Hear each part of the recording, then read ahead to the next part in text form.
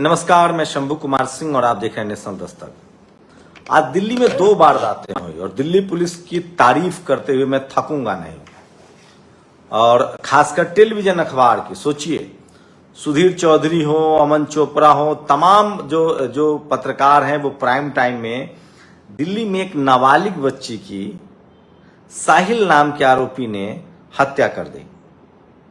CCTV में कैमरे कैद हैं, जघन्य तरीके से उसकी हत्या कर दी। वो गिरफ्तार भी हो गया, सारे टेलीविजन चैनल पर खबर भी चल रही है। अब मैं समझ नहीं पा रहा हूं, एक दूसरी भी खबर आई कि किस तरह से एक शख्स जो है जिस पर सेक्सुअल हैरेसमेंट का आरोप लगा है, और वो भी यूपी भवन में, जो सरकारी भवन है, वहां सील कर दिया गया कैमरा। क्या शानदार तरीके से दिल्ली पुलिस जांच कर रही है, तारीफ बनती है, वाहवाही बनती है। लेकिन मैं शॉक्ड हो जाता हूं तब शॉक्ड हो जाता हूं जब कोई पीड़ित दलित समाज से हो या मुस्लिम समाज से हो या किसान जातियों से हो। जैसे किसान खिलाड़ियों ने एफआईआर दर्ज करा दिया, उसके बाद भी वो तेजी देखने को नहीं मिली दिल्ली पुलिस में। मैं शॉक्ड हो जाता हूं हाथरस में, मैं शॉक्ड हो गया था सिंगर वाले मामले में। तो क्या लगता है आप लोगों को, इस देश में न्याय जो है वो जाति देख के और धर्म देख के होता है? ये आप लोग बताइए। लेकिन पत्रकार के तौर पे मैं जानता हूं कि इस देश में पत्रकारिता जो है वो जाति और धर्म देख के होती है।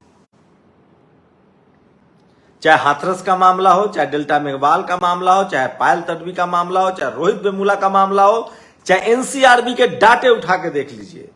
इस देश में हत्या, जातिगत रेप, जातिगत अपराध सबसे ज्यादा है। एनसीआरबी के आंकड़े बता रहे हैं। इस देश में एफआईआर दर्ज नहीं होते हैं। तो ये सवाल मैं आपके लिए छोड़ जा रहा हूं, आप लोग बताइएगा जरूर। तो क्या इस देश में जो कानून व्यवस्था है उसको जो लागू करने वाले लोग हैं, क्या वो जाति के नजरिए से और धर्म के नजरिए से सारी चीजों को देखते हैं? आप लोग मुझे कमेंट करके बता सकते हैं। मीडिया के बारे में मैं लिख के दे रहा हूं कि इस देश की मीडिया कास्टिस्ट है और सांप्रदायिक है। वो धर्म और जाति के एंगल से ही खबरों को देखती है और चलाती है। चाहे सरकारी खबर हो, चाहे सरकार के बारे में, अगर इस देश का कोई गैर सवर्ण सीएम पीएम या गैर सवर्ण वाली पार्टियां रहेंगी तो मीडिया धज्जी उड़ा देंगी, अगर नहीं तो नहीं। इसी तरह से खबरों को लेकर तो सोचिए, दिल्ली में आरोपी पकड़ा गया, शानदार काम दिल्ली पुलिस ने किया है। एक हैरेसमेंट का आरोप लगा, यूपी भवन का वो कमरा भी सील कर दिया गया।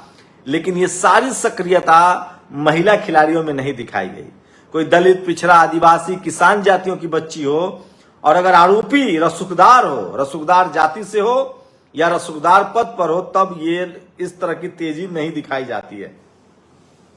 आप लोग अपनी प्रतिक्रिया जरूर दीजिए, उसके बाद एक एक करके खबर बता रहा हूं। धरना दे रहे पहलवान दिल्ली से रवाना, पुलिस ने कहा जंतर मंतर पर नहीं आने देंगे। किसान बोले सब्जी, फल, दूध की सप्लाई बंद करेंगे। ये दैनिक भास्कर ने 2 घंटे पहले इस खबर को लगाया है। तो सोचिए कि इस देश की नागरिक जो है वो जंतर मंतर पर धरना भी नहीं दे सकते हैं। एक वीडियो देखिए, जाति का एक वीडियो दिखा रहा हूं।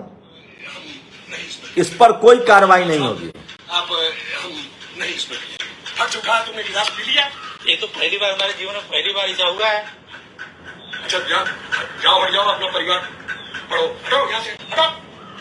बहुत खराब है तुम्हारा। पढ़े लिखे आदमी मूर्ख इस तरह घूमते हैं। क्या मूर्ख हैं हम? तुम गिलास में कैसे पानी पी लिए हमारे? अरे आपने सब किया, हमने पिया। क्यों पी लिया? आप पूछ के दिए होते, हम नहीं पिए थे। जाओ यहाँ जाओ, हटो यहाँ जाओ, जाओ घर देखो, जाओ छोड़ दो यहाँ पर। मिल लेना खराब है इनका। मास्टर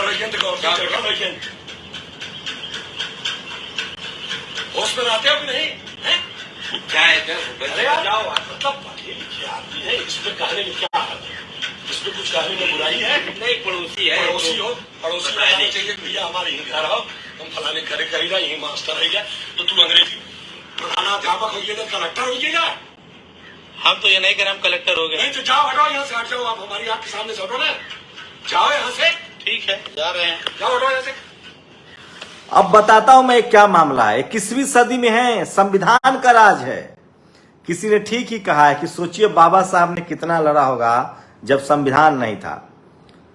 प्राथमिक विद्यालय सुरहुरपुर ढेलवारी सिरकोनी जौनपुर के प्रधानाध्यापक दिलीप कुमार, जो शेड्यूल कास्ट कम्युनिटी से हैं, परिवार सर्वेक्षण करने के लिए सुरहुरपुर गांव में जमुना सिंह के घर गए थे, जहां उनके साथ जमुना सिंह द्वारा जातिवादी निस्ता किया गया। सोचिए, आरोपी को जेल भेजा जाए। यूपी पुलिस, जौनपुर पुलिस को टैग किया है एडवोकेट मदन सरोज ने। क्या कहेंगे आप? ये इस देश की सच्चाई है। और सोचिए, हिंदू एकजुट हो रहा है। ये है इस देश की सच्चाई। तो एक और बड़ी खबर है, कल जोधपुर में जो चंद्रशेखर रावण की बड़ी रैली है, कल जोधपुर में उन्होंने तस्वीरें शेयर की है। कल जोधपुर में 30 मई को चंद्रशेखर रावण की बड़ी रैली है। और वसीम अकरम त्यागी ने एक बजरंग पुनिया का बड़ा ट्वीट शेयर किया, 1 अप्रैल 2020 का है।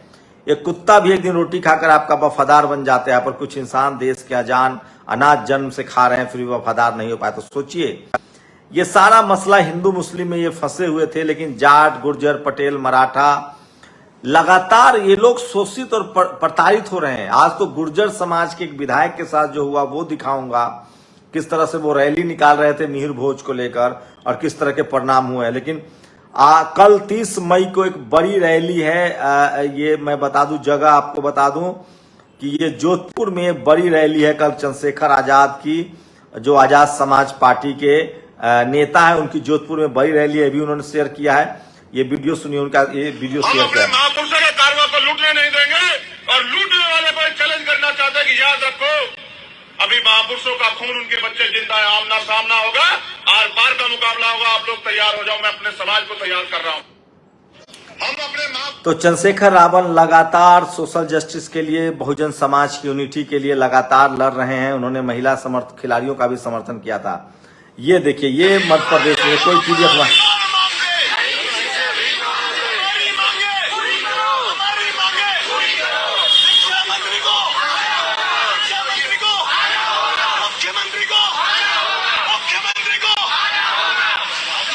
ये मध्य प्रदेश की तस्वीरें हैं, जहां छात्र जो हैं, बेरोजगार जो हैं, वो नौकरी की मांग कर रहे हैं। राहुल गांधी ने आज कहा है कि हम 150 सीटें जीतेंगे, लेकिन ये पॉलिटिकल पार्टियों को देखिए, ये लोग जनता के मुद्दे पर सड़क पर नहीं आते हैं। ये जनता को अब मरने के लिए छोड़ दिए हैं कि मरो, कटो, सरकार से लड़ो, हम सिर्फ चुनाव के समय पर कट होंगे। ये तमाम विपक्षी दलों की स्थिति है। मैं फिर कह रहा हूं, इस देश में मुझे बीजेपी बहुत पसंद है। जहां जहां बीजेपी विपक्ष में होती है, जनता के मुद्दों पर आर पार की लड़ाई लड़ती है, खुल के लड़ती है, चाहे सरकार किसी की हो। लेकिन जहां जहां बीजेपी सत्ता में है, विपक्षी दल सब के सब या तो भ्रष्ट हैं या डरपोक है। आप लोग बताइए क्या मामला है? मोदी जी कहते हैं कि सब भ्रष्ट हैं इसलिए एक हो रहे हैं। आपको क्या लगता है? क्या जहां जहां बीजेपी की सरकार है, विपक्षी दल जो है वो डरे हुए हैं और छोट जाति के हो गिलास में पानी पी लिए? ये है बीजेपी आरएसएस का हिंदू राष्ट्र। इसमें ओबीसी, एससी, एसटी आज भी सवर्णों के बराबर नहीं है। ये देखिए, समाजवादी पार्टी यूपीएससी चैप्टर ने ट्वीट किया, जो सोशल मीडिया पर बहुत वायरल है, जो मैं आपको दिखा रहा था। तो ये तमाम खबरें हैं जो सबसे ज्यादा वायरल, और ये शख्स, यही शख्स है वो यूपी के जौनपुर के, जो सरेआम जाति विशेष। अरे आपने सब की, हमने पिया, क्यों पी लिया? आप पूछ के दिए होते, हम नहीं पिए थे। जाओ जाओ जाओ जाओ जाओ हटो यहाँ, जाओ जाओ हटो। सोचिए, एक हेडमास्टर हैं, वो स्कूल टीचर हैं, उनके साथ इस तरह का व्यवहार हो रहा है। समझिए, आप कल्पना कीजिए कि इस देश में लोगों के नसों में जातिवाद कैसे भरा हुआ है। और गौतम गंभीर ने आज एक ट्वीट किया है, अगर अपनी बहन या बेटी पर ऐसा बहसी हमला होता तो भी क्या ये लोग ऐसे ही चलते जाते? जानवर सिर्फ वो नहीं, हम सब हैं। जिस तरह से दिल्ली में साहिल नाम के आरोपी ने एक नाबालिग बच्ची की हत्या की है, उसके बाद वहां लोग आ जा रहे थे, किसी ने बचाने की कोशिश नहीं की। लेकिन मेरा सवाल है एक आप लोगों से, क्या इस देश में लोग जाति और धर्म के आधार पर ट्वीट करते हैं? उनका सेंसिटिवनेस जगता है? महिला खिलाड़ियों के साथ जो बदसलूकी हुई उस पर किसी ने नहीं बोला, लेकिन आज जो घटना है उस पर सब बोल रहे हैं। मैं चाहता हूं कि हर घटना पर इसी तरह से लोगों को बोलना चाहिए था ताकि पीड़ितों को न्याय मिले। जाति और धर्म के देखकर न्याय की उम्मीद लगाना यही इस देश में जातिवाद का है। और सोचिए, अयोध्या सांसद ब्रिजभूषण के समर्थन में संतों ने भरी हुंकार। अयोध्या के बैधी भवन में एकजुट हुए साधु संत। 5 जून को जन चेतना रैली को लेकर संतों की प्रेस कॉन्फ्रेंस। पॉक्सो एक्ट में बदलाव को लेकर संतों ने कही बड़ी बात। संतों की मांग, पॉक्सो एक्ट में होना चाहिए बदलाव। पॉक्सो एक्ट का किया जा रहा है दुरुपयोग। सोचिए, अब आप कल्पना कीजिए कि इस देश में साधु संत जो है वो आरक्षण के विरोध में है, पहले थे, अब वो पॉक्सो एक्ट के विरोध में है। वो तो लोभ मोह काम क्रोध से दूर हो चुके हैं। उनको क्या चिंता है? मैं इसीलिए कह रहा हूं, इस देश में SC ST OBC किसान जातियां सिर्फ उस समय तक हिंदू है जब आपको वोट देना है, और वोट किसको देना है आप तय कीजिए। और दिल्ली में एक बड़ी घटना हुई है जिसको लेकर अपडेट आएगा, फिर मैं उस पर बताऊंगा। और वो तमाम खबरें जो आज सोचिए, ये पीड़ित परिवार काफी दिनों से न्याय की मांग कर रहे हैं। कम से कम ये इस पर जांच तो होनी चाहिए। कल रावण के चबूतरा जो जगह है वहीं पर चंद्रशेखर आजाद की रैली है, और कई सालों से ये पीड़ित परिवार जो है वो डटा हुआ है, वहां पर लड़ाई लड़ रहा है। सोचिए पुलिस सिस्टम कैसे काम करता है। ये ट्वीट देखिए, कल आरजेडी ने ट्वीट किया था, तमाम टेलीविजन ने बहस चलाया है। आरजेडी ने इस ट्वीट को वापस नहीं लिया है। मतलब साफ है कि अब जो बहुजन दल हैं वो टीवी अखबार के आलोचना की तो परवाह नहीं कर रहे हैं। 4 मिलियन से ज्यादा लोगों ने इस ट्वीट को देखा है। और तो सोचिए कि आरजेडी कल खबर में बनी रही और उसने इसको, और ये देखिए, सोचिए, ये अतुल प्रधान हैं, समाजवादी पार्टी के विधायक हैं। बागपत में ये गुर्जर समाज की गौरव यात्रा में शामिल होने जा रहे थे। समाजवादी पार्टी के विधायक श्री अतुल प्रधान ने, पुलिस ने इनको जाने नहीं दिया। तो सोचिए, ये इस तरह की हालत एक विधायक के साथ इस तरह से हो रहा है। मैं फिर कह रहा हूं, सबकी बारी आएगी। जाति किसी का पीछा थोड़ी छोड़ता है। जाति वर्ण व्यवस्था को मानिएगा तो ही सब होगा।